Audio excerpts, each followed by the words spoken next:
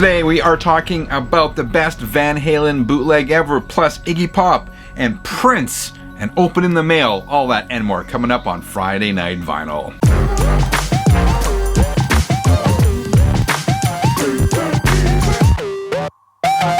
Hi, my name is Frank. It's Friday. That means it's time to kick back, relax, and talk music. Hope you guys had a good Christmas and all of that. Got a bunch of stuff coming up in today's video, but first, some quick housekeeping. I am doing a video today, and I'll do another one on Sunday. And then I think I'm taking my usual January break. I take a break every January and every July or August. I'll be gone for about 3 weeks or so. I'm gonna recharge the batteries, and I got a few house projects I am working on, but rest assured, this channel is not done and I will be back. So without further ado, let's get to the record of the week. This week's record of the week is Van Halen Live in 1977. This is a bootleg. It's an unofficial record, and it has been around for many years in many forms. In fact, as a kid, I had this record on cassette, and I must have listened to it, I don't know, 100 times, and I knew every note on this album. So when I saw that it had been reissued through this label, Vox, I guess they're called, out of Europe, I grabbed it. I found it on eBay. It was pretty cheap. And if you're not familiar with this album, I'm going to say it, this is probably the best Van Halen bootleg out there. I'm going to go even further than that. It's probably the best Van Halen live album out there.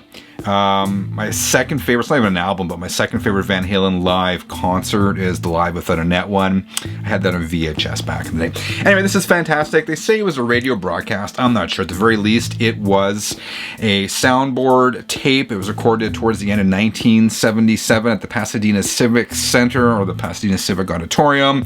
That is a 3,000-seat venue built in 1931, and it was home to the Emmy Awards from 1977 until 1997. As I said, the sound quality on this is great, and this is Van Halen just after they had recorded their debut album, and man, the band is on fire. They do most of the songs on here are from that debut album, with the exception of Somebody Get Me a Doctor and DOA. As I said, the band was young on here. They were full of energy. They were hungry. Right from the opening notes of On Fire, the band was on fire. This is Eddie Van Halen at 22 years old, and of course he was already a master of the fretboard.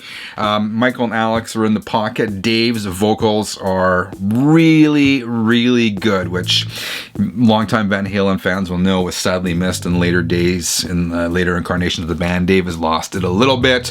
I mean, this is warts and all. At one point, Eddie's guitar gets unplugged. That's all in here. In addition to the musicianship and just the fact the band was so tight and so hungry, the between song banter is pretty cool. I mean, you could tell these guys are just having the time of their lives on this album. It's such a cool era. You have to remember 1977, the time rock was dead, and in many respects, Van Halen, at least in America, really brought rock and roll back to the forefront. So if you ever see this you can stream this on YouTube, and there's been many, many incarnations of this bootleg over the years. But if you ever see Van Halen live 1977 at the Pasadena Civic Center, grab it. It is that good. That is this week's record of the week. So as you know, viewers of this channel send me stuff once in a while to check out. I just want to follow up on a few things that viewers have sent me over the last little bit. First one is Prince, the Versace Experience Prelude to Gold. This was sent to me by Abe and River in San Diego, California. So I dug this tape. This is a promotional mixtape, originally issued as a limited edition cassette and given away at the 1995 Paris Fashion Week. It was in quite high demand.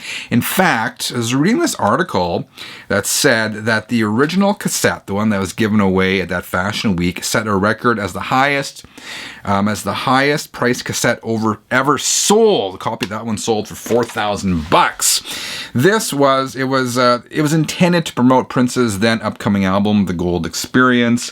So it was reissued on cassette on Record Store Day in 2019, and later on it was released on CD and on vinyl.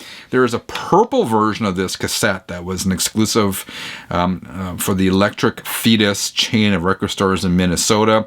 That one sells nowadays for upwards of $50, which is crazy. Anyway, I really dug this tape. It has a lo-fi quality to it, and I thought that was just due to the fact that it was on a Type 1 cassette, but then I streamed it, and the streamed version has that same lo-fi characteristic to it, so that's just the way it was intended.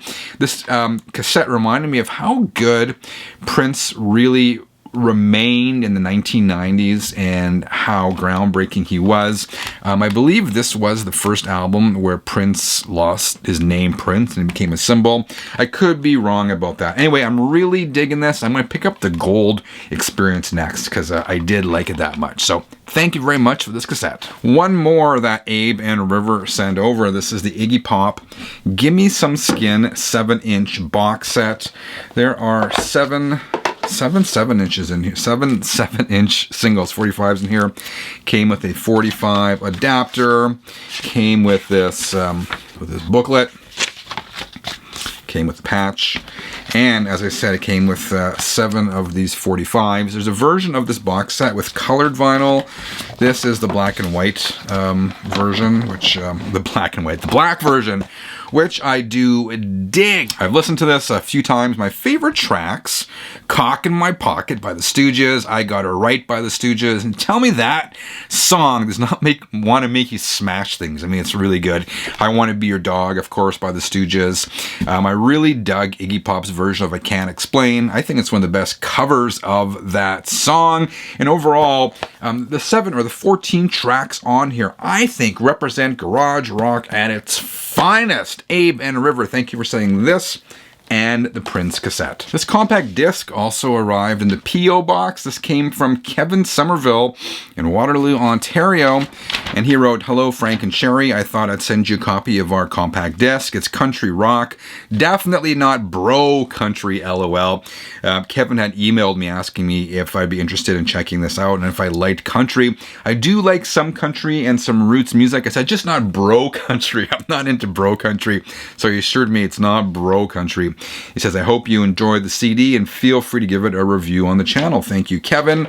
So here's the CD. The band is called, I don't want to mess this up, Rick Kirkham and Neon Rain. The CD, the album is called Measure of a Band. And Kevin, who sent it over, he's a viewer of this channel, obviously, and he is the drummer in the band. This is country rock. Again, they are from Southern Ontario in Canada. They are formed in 2001. This is their third release, and it's the kind of stuff, listening to it, I could, picture in the summertime driving down a dusty country road playing this album. That's the kind of music it is.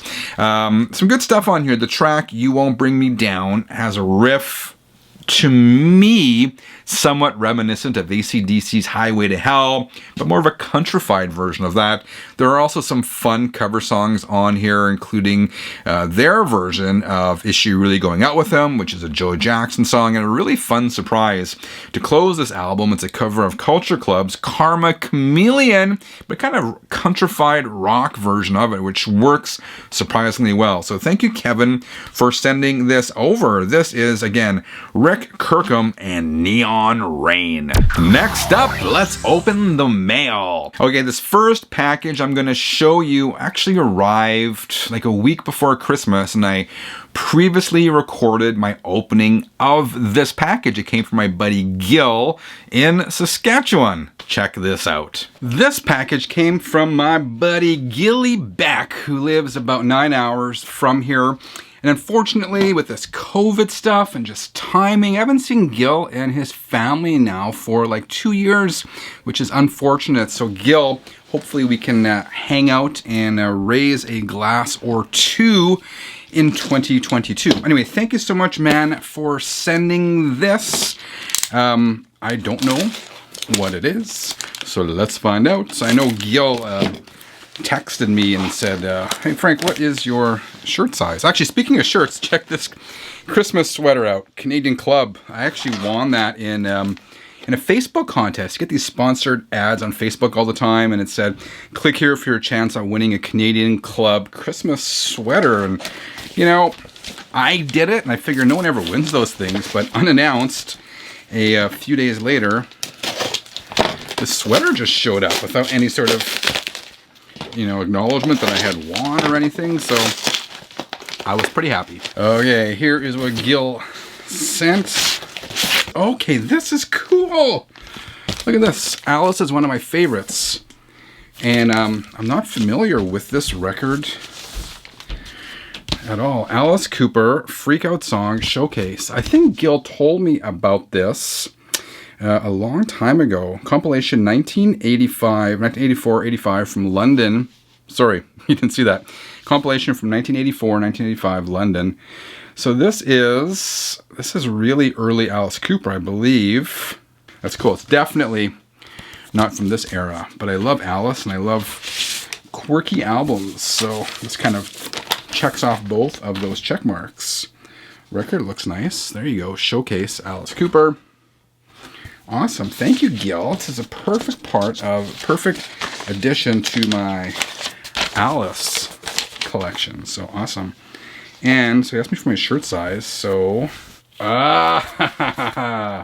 check this out. Merry Christmas. Oh, Gil and Beck family should not have done this. I'm a big fan of horror movies, and this is a Christmas shirt with all the famous slasher guys. Got Freddy, Michael, Jason, Pinhead.